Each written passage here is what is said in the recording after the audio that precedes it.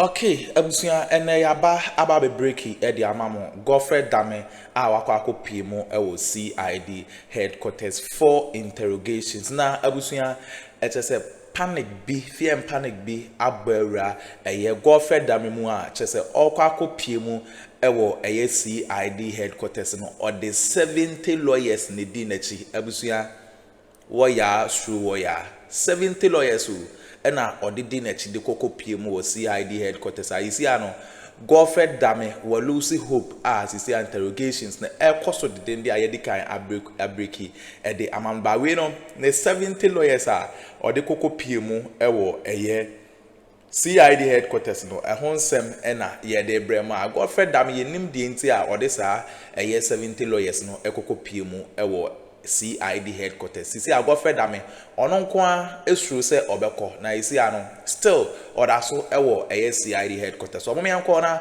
yenkonko ti ensem bia ekoso ewo ho. On subscribe ya subscribe like na share ma afofron so ensa into me enkabi aha Ghana Politics Avenue. So and don't forget to click on the notification bell so never any update be drop bia no onsa ebi to me akabi medamase. The former Attorney General Godfred Dame is also locked up in a separate meeting with police investigators over allegations that he sought to interfere with administration of justice by asking Richard Japa to lie to incriminate Dr. Kisela Tufosen. So these are two different matters that are currently here at the police CID that are investigating it. You will recall that a couple of weeks back, Richard Japa, who was the co-accused in that criminal trial in the ambulance case, did write to the CID to investigate the former Attorney General for alleged witness tampering. And so today the CID did extend an invitation to the IGP, to Godfred Dame, I should say, to come in here and face some questions and some interrogation. He arrived here with a very packed legal team that included his two deputies at the time he served as the Attorney General, then Asuna Badapa, as well as Alfred Tuayeboa, as well as Gary Nimakomafo and Frank Davis, all very stalwarts in the New Patriotic Party. They said these are high-stakes matters, that the former Attorney General did not misconduct himself, and that they are very worried about attempts to use the reins of power to intimidate lawyers of the New Patriotic Party. That meeting has also been happening for some time now, and there's no end as we speak. And so two meetings happening concurrently, and we expect that perhaps in the next hour or two we'll get some understanding of what the conclusion is in those two meetings. MFA. Interesting, Kweku. So just for clarity, if you indeed saw the former Attorney General, it will be because it's on separate issue. He's not in the company of the Ashanti Regional Chairman Wontumi at all. They are both there on separate accounts. And as well, what's the area looking like? I do not see party supporters like you usually would see with Yoko and all of that.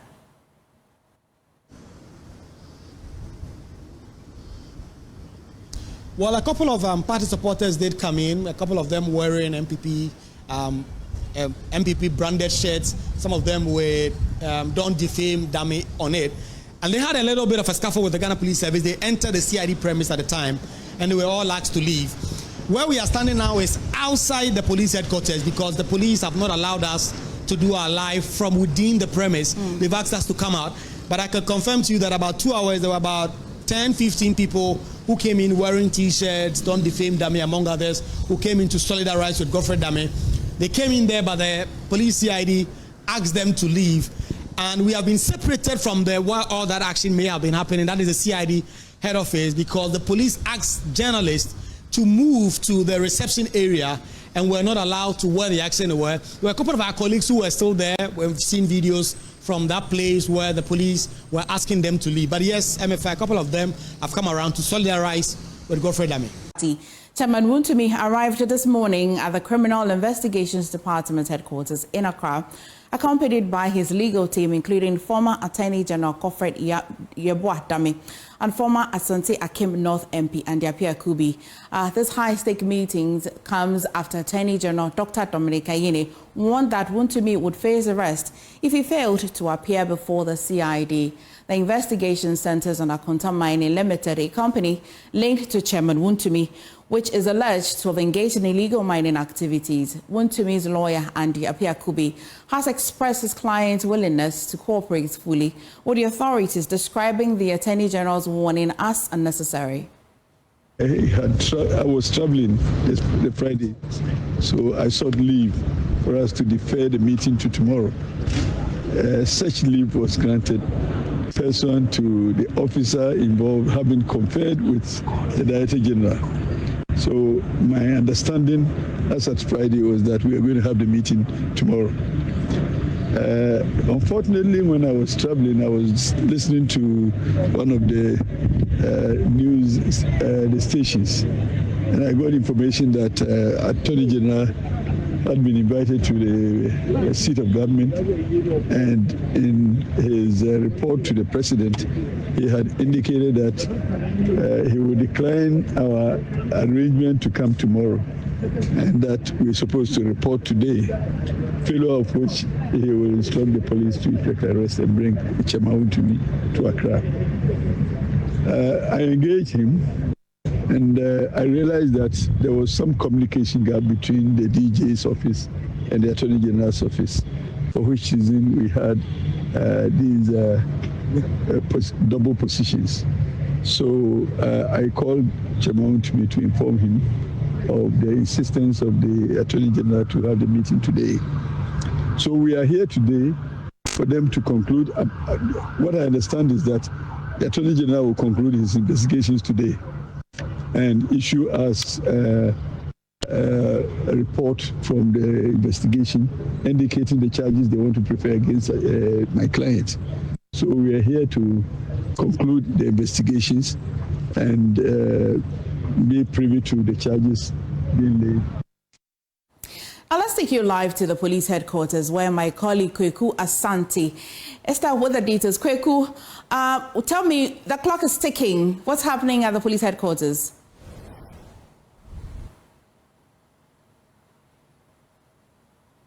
It's been about 3 hours since Chairman Wontumi and his lawyers entered into this meeting.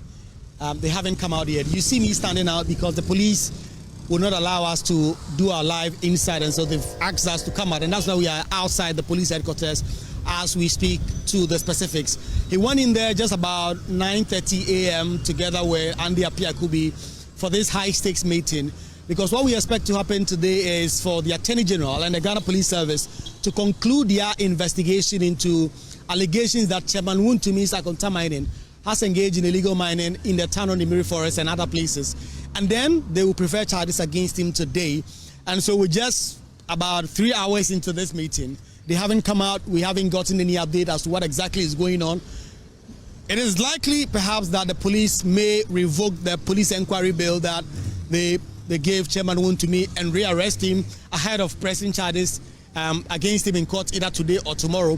We do know that, in fact, I specifically asked lawyer Andy Akuffo for Chairman Wontumi that specific question as whether or not he expects the bill to be revoked. He did say at the time that would be a bad faith and that would be strange for the police to do, and so he does not expect that will be done. And so on that score, Chairman Wontumi and his lawyers have been in that meeting for about 3 hours now. They are yet to come out, and then when they do, we'll finally get an understanding of what exactly is happening. And at the same time, cover the extent and impact of illegal mining in the municipality. Well, let's have a conversation with Dr. Ken Ashigbe on the back of this. Doc, thank you for joining us this afternoon. And again, in your call against the fight against illegal mining, you have asked that this MCE be removed. And it's been a few hours since you made this call. Do you still stand by this call? And stand by this call, and it is not only just him. I'm saying what our position is a very principled position. It was in the paper that we submitted to His Excellency, the President. You know, one of the initiatives of this current government is the fact that they have given KPIs to our district municipal executives who are in this mining community. These are the people who are representatives of the president in this community. The minister at the when the president met the CEOs talked about the mining community, the mining committees that were going to be set. When they do that, it's the municipal or the district CEO that would be the chairperson. And these people, again, they are either the MUSEC, the municipal security committees, or the district security committees, the chairperson. Right. So when you have these people representing the president in these municipalities, and the president has given them a charge to fight galamsey, and I can see, driving from Takwa yesterday to Takrady, before you enter the Simpa town, you can see excavators on your right-hand side, And so I was speaking to the driver who was bringing me, and he tells me that it's a common practice. And so as we drove, getting close, you see a lot of it, on the side of the road. And he tells me that if you go in the sad bit is that most of the people who are involved in this are not indigenous Simpa people. Right. There are people who have come from outside and are doing this. So it is important that the municipal chief executives and the police commanders in this place be held responsible and accountable for it. If there are any activity they are doing that, then let's see that. But if not, they should be dismissed for incompetence. And again, His Excellency should investigate them for complicity. And not only should we end it at just the municipal chief executive and the police commanders and the National Investigative Bureau people, the chiefs, whose land is that happening? If I had gone into that Simpa community and taken a cutlass and hoe, going into any of those communities wanting to farm, some chief will come and say it's their land. So that land that has been destroyed by those excavators and on those water bodies that have been impacted, those lands should be confiscated to the state. And the chief should be investigated for complicity. We need to find out, tracing the money, illicit financial flows and all of that. And if the chief is found to be complicit and not only just incompetent, then the chief should also be investigated. And we should throw the Act 995 at them. Well, it's been days since you met with the president on Friday. Would you say that after some days and these engagements, you see that the political will is showing up or not? Well, again, you need to give the president the benefit of the doubt. This thing had happened on Friday. For us at the coalition, what we then did, like the Catholic Bishops' Conference also did, was that we presented the paper, which we had shared with you, the media. So we definitely need to give the president and the minister some time. I know for a fact that NIMOS, the deployment for NIMOS is going on and all of that. But we need to make sure that, government officials who are sabotaging His Excellency's will to crack the whip are also dealt with. And we need to also make sure that if there are any politically exposed persons who are preventing this government, appointees from doing their work, they also should be exposed. So I think it's early days, but fortunately, what the president did in closing the session is inviting all of us, the media, civil society, Ghanaians, to join this particular fight. And then also he promised us that there's going to be we're going to continue to do this. So the issues about monitoring and evaluation is important. The minister was also clear. He said, if you see something, say something. So I'll urge everybody, the same way that multimedia is investing money to go into these communities and expose, these environmental criminals who are behind this. Anybody who sees anything, please share it. Share it on social media. Send it to anybody else who also can work on it. And let's get to work on it. Currently, there's one situation happening in the Western North that had been brought to my attention. That definitely I'm going to get multimedia to look into. I have shared that with the NIMOS team as well. Okay. And I'm pretty sure NIMOS would also be getting on the back of it. We should make it, as the NIMOS commander said that day, we should make Ghana an uncomfortable place for these criminals who are the people who are funding this, not the people in the pit. So the criminals who are funding this, we should make Ghana a place that they will not want to stay. I will let you go, but I want to get to know how you're feeling about comments such as the one from Standogbe. I see that you have responded to it, but comments like this, do they demoralize you or they still encourage you the fight against illegal mining? For me, as a person, I'm not too sure that will have any impact. The only challenge and the reason why I responded to the comments is basically for you, the journalist. We've been doing this since 2017. And, so I want you all to know that what we were doing in the past was not because we are against any particular government. And neither, again, are we against this particular government. And we should bear in mind that His Excellency, the President himself, has invited us to do this. The Minister for Lands and Natural Resources has never stopped asking all of us to join. So let's not be worried about that. But you all know, and everybody knows, that when I was in Akuffo on the same platform with His Excellency, the former president, asking him about contact mining, I was not doing that because I was against the NPP. Neither was I doing that because I was for the NDC. So I am not. There's no partisan thing so far as this is concerned. There's no negativity. The only challenge is that you and I, as Ghanaians, we're dying. And so what all of us can do to support this is what we should do. But I think that, we should not worry too much about, about that. It is Mr. Sandobe himself, me and him, he knows it. We have felt that, when we used to work together, this government will come and say, you're against me, the other government. So it is not new. And so for me, I would not take that to heart at all. Thank you. Thank you so much for joining us on the news. We shall bring you the area view a bit later in a subsequent bulletin. But still on illegal mining, the Environmental Protection Authority, EPA, says it has proposed a groundbreaking technological solution to address the devastating impact of illegal mining on rivers. The authority plans to introduce a copper-based nano-liquid, which laboratory tests have shown to effectively dechemicalize and purify heavily contaminated water bodies. The piloting phase is expected to cost approximately $200,000. Speaking on the probe with Carlos Kaloni, EPA Chief Executive Officer Professor Nana Brown-Kluche expressed optimism that galamsey-induced pollution can be reversed. She highlighted that the innovation demonstrates how science and technology can repair years of environmental damage. Thus, we know that the technology is available, it's proven.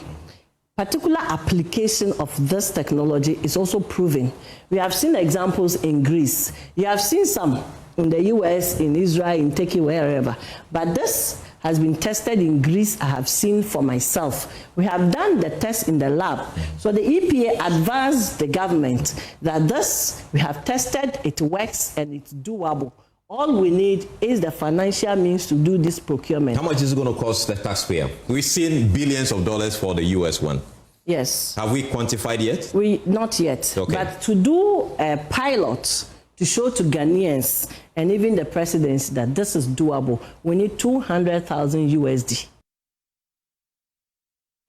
Well, so many countries, including the US, have explored the use of dechemicalized process to purify their contaminated water bodies. And I shall be showing you on your screen now the overview of that. Now, the fight against illegal mining, we're showing you the ugly. We've been telling you the turbidity level, but for water turbidity in Central Region, which has been the focal and the focus point in our conversations, it's 94,800 NTU. Between that and then the Setre Heman water plant has 14,000. It tells you that the Konyako water plant, as of September 2025, is the highest level of NTU. However, the recommended is 2,000. So you can understand where the Konyako water plant really is. We have also shown you the overall view of it in the Central Region. But let's talk about the dechemicalization initiative, which has sparked a lot of conversation. Now, there are new chemicals that have come that allows you to treat water and take out the toxins and the heavy metals. The president has been speaking. And as well, the Lands Minister says that we have also part of initiative focusing on dechemicalization, the water bodies, and making sure we protect these water bodies.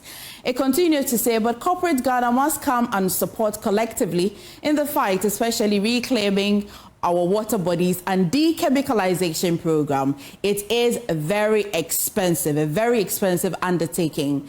Let's look at the global outlook. It says that for a large-scale dechemicalization feasibility, whether it is feasible or just a wishful thinking, here's a global background. Globally, several countries have attempted large-scale river decontamination and says that the focus area would be heavy metals, industrial influence, mining waste, and chemical residues. It continues as well to say that dechemicalization often combines chemical, physical, and biological methods to at least 1, coagulation, chemical precipitation, ion exchange, absorption, bioremediation, and dredging as well. All of these are key technologies that are used if you want to go into the dechemicalization, and still answering the question of whether it is feasible or just a wishful thinking for us as a country. However, in the U.S., Project Detroit River, for the pollution type, it was heavy metal PCBs, and the technology that was used was dredging plus chemical precipitation with amount of $1 billion USD, and as well the success rate 80% contaminant removal. And here's the global outlook again for USA. Again, Project Passaic River. The pollution type was dioxin metals, and the technology that was used was dredging plus capping, and it cost $1.3 billion as well, with a 75% success rate as well. Still looking at the global outlook as to whether we can as well dechemicalize. If we go to Turkey, Golden Horn, the pollution type was industrial and sewage. Okay, abusia we ne ensema ekoso ewo political highway so Godfred Dame ne 70 lawyers are or the koko PMU ewo CID headquarters ono eho ensem na yegu so e de brem ye beda masesem jepene koko tisa ensem we e de MI aha Ghana Politics Avenue. So and don't forget to click on the notification bell so ne be any updates be ebe drop bi ano wonso wonsa ebe to me akabi medamase.